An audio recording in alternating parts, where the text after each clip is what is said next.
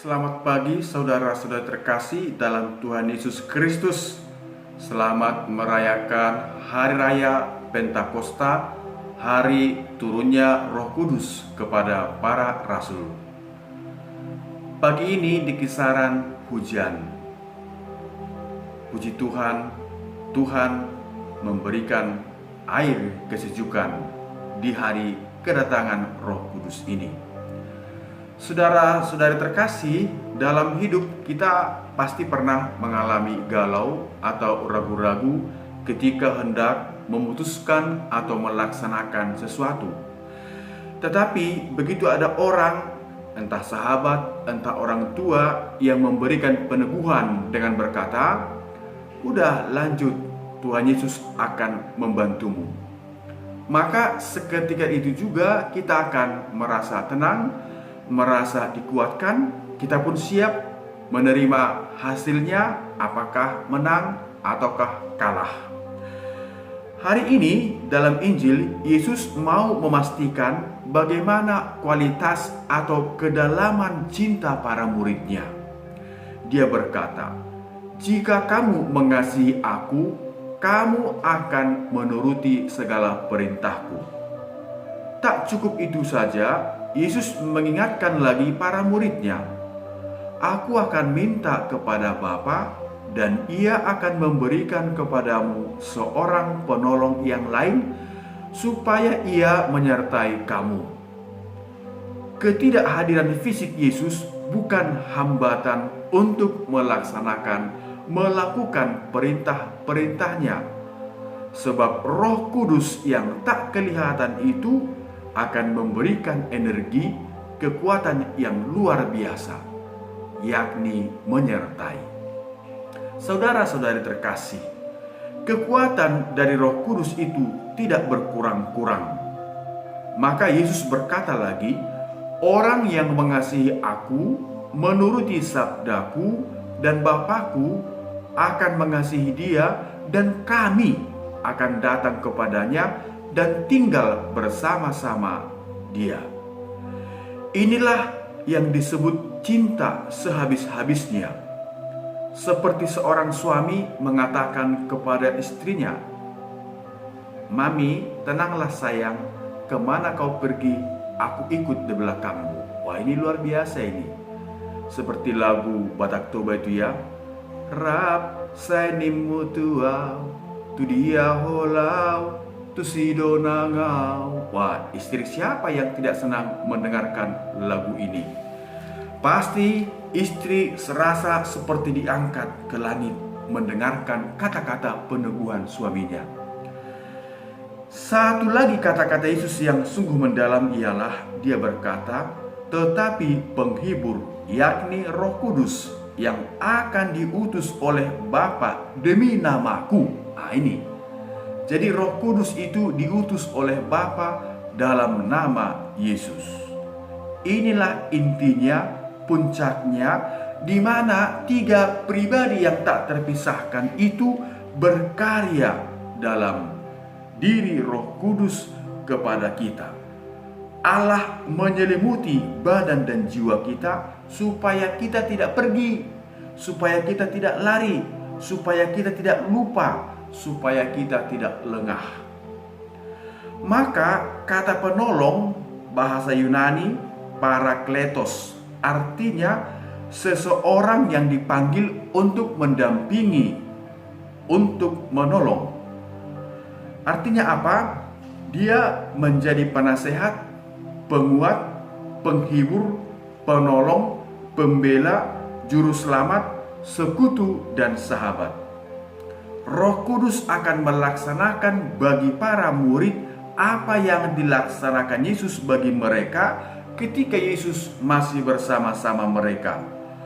Roh Kudus akan mendampingi mereka untuk menolong dan menguatkan mereka, mengajar mereka dalam hidup yang benar, menghibur dalam situasi yang sulit, dan menaikkan doa syafaat atau doa permohonan bagi mereka, menjadi seorang sahabat untuk membantu kepentingan mereka, dan untuk tinggal beserta dengan mereka untuk selama-lamanya. Saudara-saudari sekalian, Istilah atau kata parakletos ini juga dipakai untuk Tuhan Yesus dalam 1 Yohanes pasal 2 ayat 1. Oleh karena itu, Yesus adalah penolong dan juru syafaat kita di surga.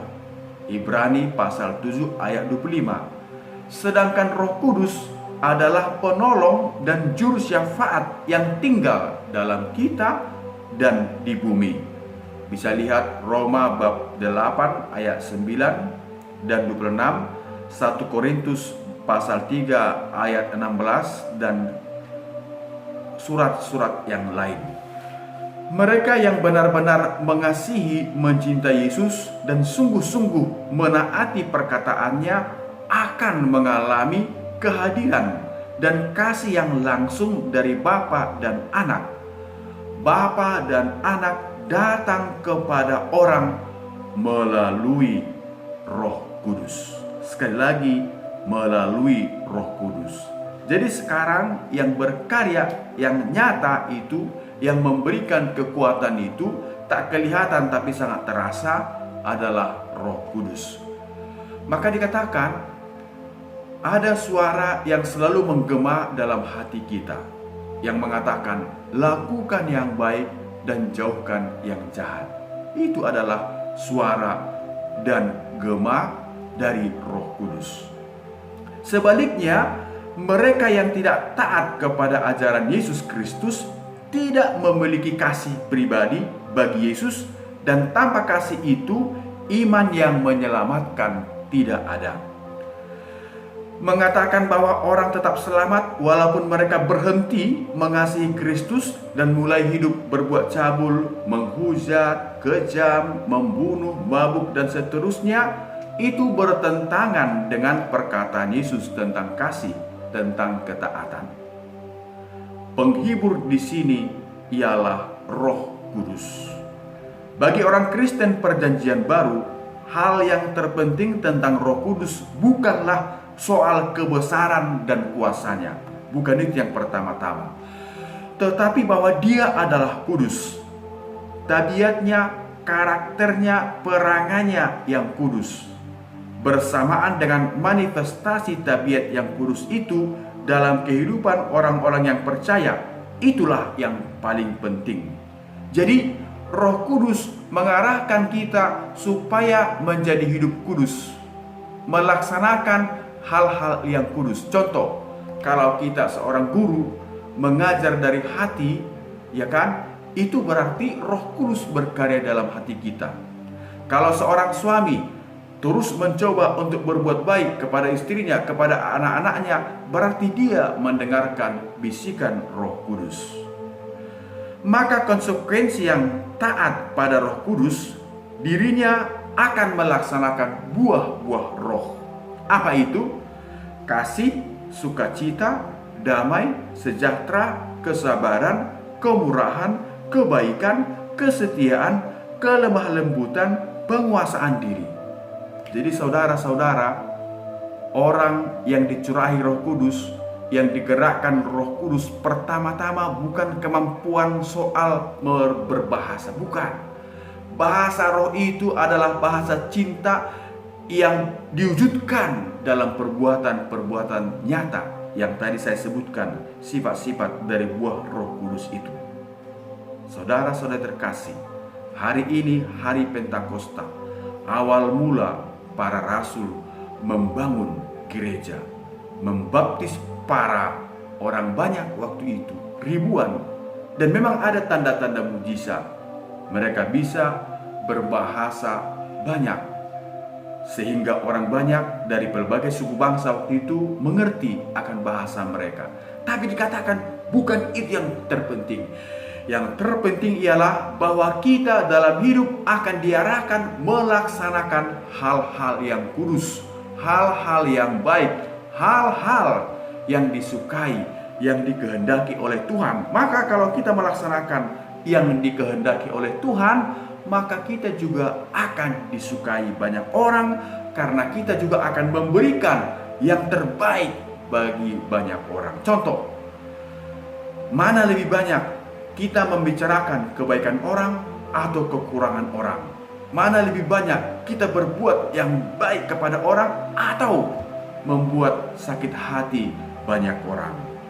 Saudara-saudari, tentu apa yang baik itulah yang harus kita lakukan, karena itulah yang dikehendaki oleh Bapa dan Tuhan Yesus Kristus yang akan kita terima dalam Roh Kudus. Saudara-saudari terkasih, akhirnya saya mengatakan, majulah, berjalanlah dalam kehidupan bersama dengan Roh Kudus. Kita akan mampu mendengarkan suaranya, mendengarkan pesannya kalau kita mendekatkan hati kepada Allah. Majulah, bergeraklah, bekerjalah, laksanakanlah, karena Roh Kudus akan memberikan energi, memberikan tenaga yang luar biasa dalam hidup kita.